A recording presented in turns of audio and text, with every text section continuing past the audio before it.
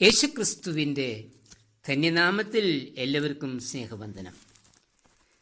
Israel ജനതയുടെ മരുഭൂമിയിൽ കൂടിയുള്ള യാത്രയിൽ അവർ മോശയ്ക്കും ദൈവത്തിനും വിരോധമായി സംസാരിച്ചതിനെ തുടർന്നുണ്ടായ ഒരു സംഭവം സംഖ്യാപുസ്തകം 21 അധ്യായം 4 മുതൽ 9 വാക്യങ്ങളിൽ ചേർത്തിരിക്കുന്നു. മിസ്രൈമിൽ നിന്ന് കനാനിലേക്കുള്ള യാത്രയിൽ ജനം ഇപ്പോൾ കാദേശിലാണ്. കാദേശിൽ നിന്ന് കനാനിലേക്ക് ഏദോം വഴിയുള്ള യാത്ര അവർക്ക് എളുപ്പമുള്ള മാർഗമായിരുന്നു. ഏദോമിൽ കൂടി യാത്ര ചെയ്യുവാനുള്ള അനുവാദം ചോദിച്ചുവെങ്കിലും ഏദോം രാജാവ് അനുവദിച്ചില്ല. സംഖ്യ 20:17-18 വാക്യങ്ങൾ. തന്മൂലം ഹോർ പർവ്വതത്തിൽ നിന്നും ചെങ്കടൽ വഴി ഏദോം ദേശത്തെ ചുറ്റി യാത്ര ചെയ്യുവാൻ ദൈവം മോശയിൽ കൂടി ജനത്തോട് കൽപ്പിച്ചു. 21:4 വാക്യം. വഴി നിമിത്തം ജനത്തിന്റെ മനസ്സ് ക്ഷീണിച്ചു. വഴിയിൽ ഉണ്ടായ ബുദ്ധിമുട്ട് നിമിത്തം അവർ ദൈവത്തിനും മോശയ്ക്കും എതിരായി പിറുപിറുത്തു. ദൈവം ഇതുവരെ തങ്ങളെ നടത്തിയതും കനാന്യരുടെ മേൽ വിജയം നൽകിയതും 21:3 വാക്യം.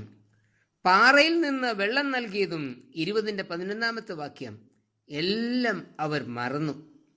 തുടർന്ന് അവർ ചോദിക്കുന്നത്, മരുഭൂമിയിൽ മരിക്കേണ്ടതിന് നിങ്ങൾ ഞങ്ങളെ മിസ്രയീം ദേശത്ത് നിന്ന് കൊണ്ടുവന്നത് എന്തിന്? ഇവിടെ അപ്പമില്ല, വെള്ളവുമില്ല.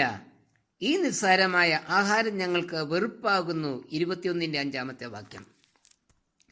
നമ്മുടെ ജീവിതയാത്രയിലും പലപ്പോഴും ഇസ്രായേൽ ജനതയെപ്പോലെ പിറുപിറുക്കുകയും പരാതി പറയുകയും ഒക്കെ ചെയ്തിട്ടുണ്ട് എന്നതിന് സംശയമില്ല. ജീവിതത്തിൽ എന്തെങ്കിലും നഷ്ടമുണ്ടാകുമ്പോൾ, രോഗമുണ്ടാകുമ്പോൾ, പ്രാർത്ഥിച്ചിട്ടും ഫലം ലഭിക്കാതെ വരുമ്പോൾ ദൈവത്തോട് പിറുപിറുക്കും, പരാതി പറയും. മുൻപ് ദുർഘട സമയങ്ങളിൽ ലഭിച്ച ദൈവിക കരുതലിനെ നാം അപ്പോൾ ഓർക്കാറേ ഇല്ല. ദൈവം നൽകിയിട്ടുള്ള അനുഗ്രഹങ്ങളെയും നന്മകളെയും ഒക്കെ നമ്മൾ മറന്നുപോകും. ദൈവത്തോട് പിണങ്ങും. ഇനി എന്തിനാ ദൈവത്തെ കാത്തിരിക്കുന്നത് എന്നും ചോദിക്കും. ഇത് ശരിയല്ലേ? എന്തുകൊണ്ടായിരിക്കാം ദൈവം അവർക്ക് വേറൊരു വഴി കൽപ്പിച്ചു നൽകിയത്? ഇസ്രായേൽ ജനത്തിന് ഏദോമിൽ നിന്ന് ആക്രമണം ഉണ്ടാകാതെ അവരെ സൂക്ഷിക്കുവാനാണ് ദൈവം മറ്റൊരു വഴി ചൂണ്ടിക്കാട്ടിയത്. അതായത് തൻ്റെ ജനത്തെ ശത്രുക്കളിൽ നിന്ന് രക്ഷിക്കുന്നതിനുള്ള ദൈവത്തിൻ്റെ പ്രവർത്തനം.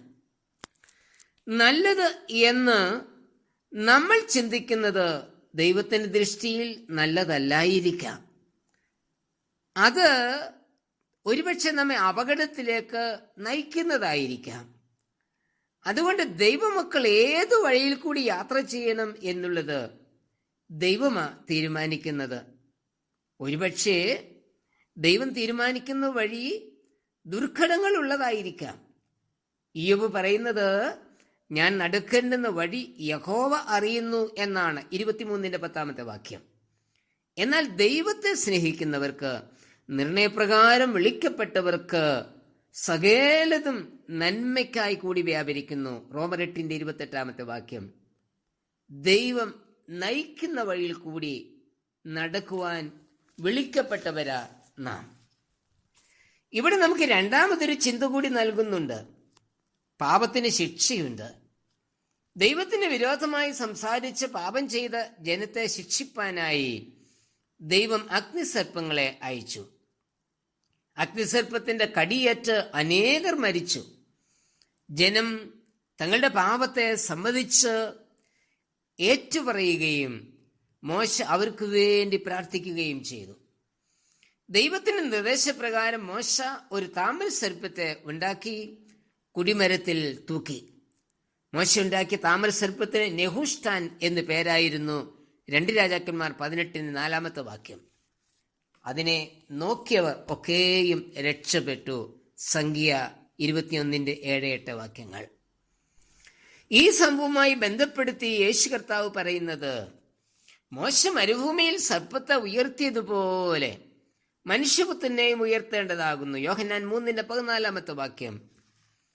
സർപ്പത്തെയും മനുഷ്യപുത്രനെയും ഭൂമിയിൽ നിന്ന് ഉയർത്തി, ഒന്ന് കൊടിമരത്തിലും മറ്റൊന്ന് ക്രൂശിലും. ഇന്ന് പിശാചും സാത്താനുമായവൻ അനേകരെ വശീകരിച്ച് പാപത്തിലേക്കും മരണത്തിലേക്കും നയിച്ചുകൊണ്ടിരിക്കുന്നു. അവനിൽ നിന്ന് രക്ഷപ്പെടുവാൻ ഒരേ ഒരു മാർഗം മാത്രമേയുള്ളൂ.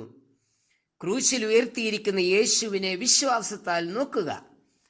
അവനെ വിശ്വാസത്തോടെ നോക്കുന്നവർ രക്ഷ പ്രാപിക്കും, അവർക്ക് നിത്യജീവൻ ലഭിക്കും. യോഹന്നാൻ 3:15 കാൽവരി മറിയിൽ ക്രൂശാകുന്ന കൊടിമരത്തിൽ തൂക്കപ്പെടുവാൻ പിതാവായ ദൈവം തന്റെ പുത്രനെ നൽകിയത് ഞാനും നീയും പാപമരണത്തിൽ നിന്ന് നിത്യജീവൻ പ്രാപിക്കേണ്ടതിന് മാത്രമാണ്. ജീവൻ പ്രാപിപ്പാൻ ഇതല്ലാതെ വേറൊരു മാർഗമല്ല. പാപമാകുന്ന സർപ്പത്താൽ കടിക്കപ്പെട്ടവർ യേശുവിനാൽ ജീവൻ പ്രാപിക്കും. അവങ്കിലേക്ക് നോക്കിയവർ പ്രകാശിതരായി, അവരുടെ മുഖം ലജ്ജിച്ചു പോയതുമില്ല. സങ്കീർത്തനം 34:5 കർത്താവേ, എന്റെ പാപത്തിന് യാഗമായി അവിടുന്ന് ക്രൂശിൽ തൂക്കപ്പെട്ടു എന്ന് വിശ്വസിച്ച് നിങ്ങളിലേക്ക് വന്ന് നിത്യജീവൻ പ്രാപിപ്പാൻ എന്നെ സഹായിക്കണമേ. ആമേൻ.